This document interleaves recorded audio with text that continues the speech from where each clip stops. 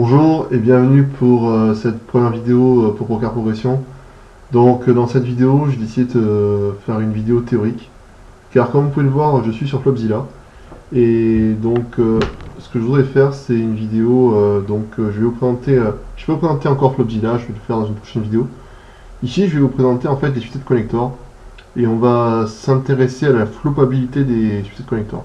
En gros, comment est-ce que les suited connectors, les connecteurs assortis, vont frapper le board, voilà.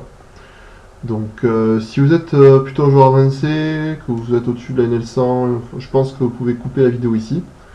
Mais si vous êtes plutôt en micro-stake, que vous galérez à monter, je pense que cette vidéo peut être intéressante pour vous. Donc tout d'abord, je vais vous montrer par exemple le 8-7 UT, et je vais donc vous montrer comment est-ce qu'un suited connector flop. Donc en règle générale, un suited connector, si on regarde ici, par exemple, voilà, donc par exemple, entre tout pair et quads, c'est-à-dire entre deux paires et carré, il y a à peu près 5,5% du temps que ça va flopper ça. Donc ça, on peut considérer que c'est les nuts, que c'est vraiment une range très forte, ça va vraiment bien hit le board, mais ça hit le board en fait qu'une fois sur 20.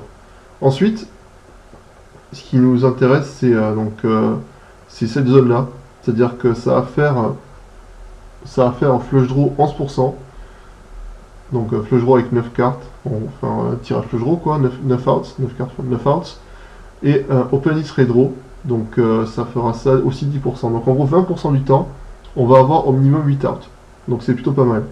Ensuite ça fait aussi des gutshots, donc ça c'est plutôt quand on est agressif, ça peut permettre quand on construit ses ranges, de réfléchir à, par exemple, qu'est-ce qu'on barrel, qu'est-ce qu'on barrel pas, le fait d'avoir quand même des gutshots, d'avoir 4 outs, ouais. Bah, c'est quand même mieux, enfin, ça peut permettre d'avoir une extra equity, c'est plutôt pas mal.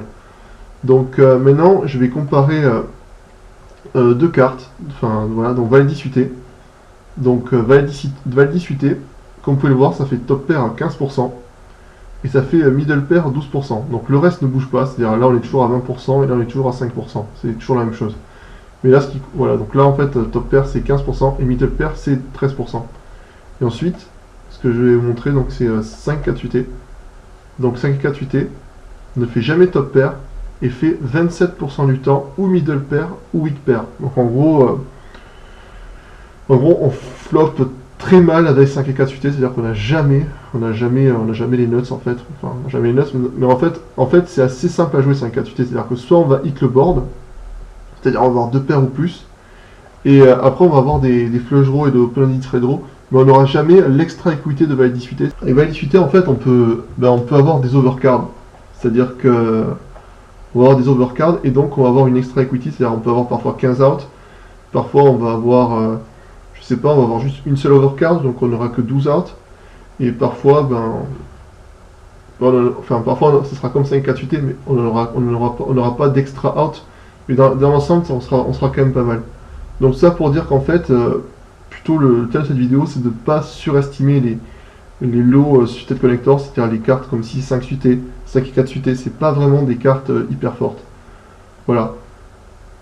Donc j'espère que ça vous aura plu, je ferai prochainement d'autres vidéos. Enfin là c'était assez court, c'était une petite vidéo plutôt d'introduction. Donc voilà. J'espère que ça vous a plu et je vous dis à plus. Allez, goodbye.